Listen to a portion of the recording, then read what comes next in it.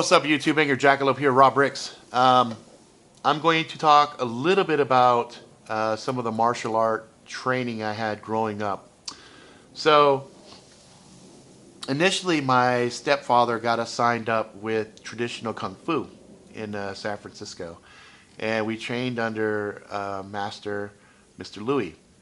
And my first memory of Mr. Louis was um, I think I was mouthing off because I didn't like the training I was receiving because I was seeing the training that my dad was doing and some other folks, and I was a youngin, I was a little guy, and Mr. Louis said, "Okay, if you can kick me and land the kick, I will start to teach you some other stuff." To which I threw a roundhouse and he caught, and he meant to just deflect a certain way, but he hit so hard with the block that it sent me flipping. And I landed on the ground. I had the wind knocked out of me, and that memory is firmly ingrained in my memory because it fucking sucked. I remember flipping and landing. It was crazy. And we trained in San Francisco, and then we moved to the suburbs of Pacifica, and there was a karate studio. And my dad took me to this karate studio and said, "Okay, let's see what this karate instructor can teach you." And the guys all kicked me. Well, I learned from Mr. Louis. I wasn't going to throw a roundhouse kick and have him fucking send me flying, so I threw a front kick right into his fucking nads. And now he was holding a pad up here, so he kicked me. Well, I thought he wanted me to kick him, so I kicked him right in the fucking nuts. Okay, I just nailed him, rung his bell. And my dad took me out of there and said, "Yeah, this guy's an idiot. We're not gonna train here." And then he found a martial arts style called Kaji Kimbo, and we studied under Joe Habuna. Joe Habuna was our sensei, our teacher, and we trained Kaji Kimbo for the next. God, let me think here for a second. Oh, I was 8, 9, 10, 11, 12, 13, 5 years.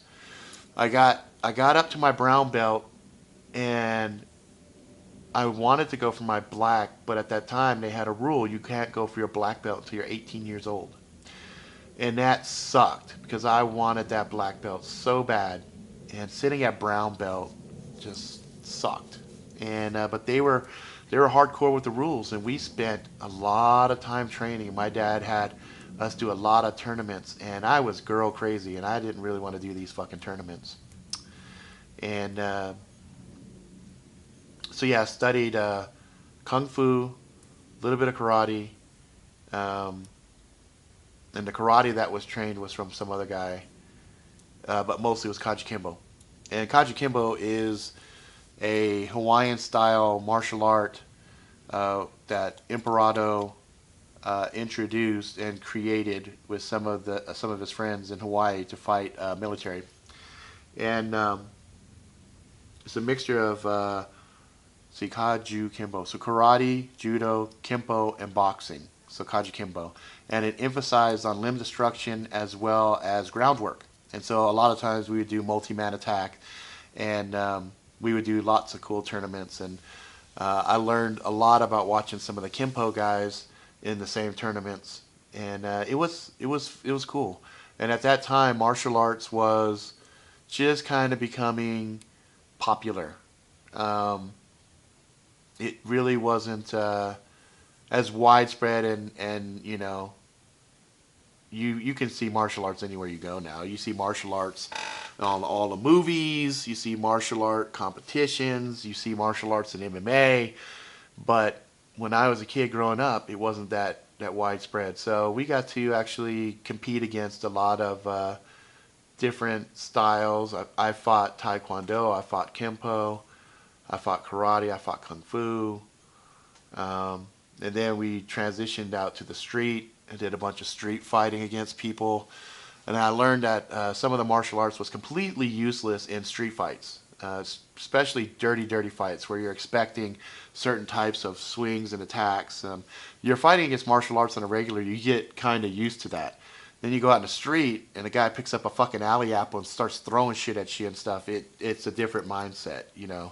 And the same thing if you go from street fighting to a structured fighting, it also kind of fucks with your head. So there's good discipline, good physical exercise inside of martial arts, Even training MMA, it trains you for a certain style, but it's not super realistic. Um, so anyway, that gives you a little bit of background on my martial arts background and fighting background. Um, been in a lot of fights, and conservatively speaking, I probably have lost about half the fights I've been in. I'm not claiming that I am the mad ass and I fucking win all my fights. No, I've lost a lot, but the key thing is every time I lost, I learned a new lesson, right?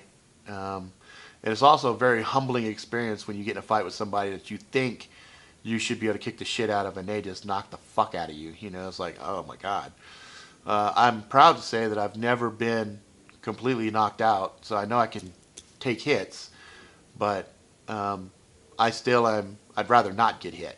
And I know now, my old age and my physical condition now, if I get in a fight, I probably got to get 35, 40 seconds in me.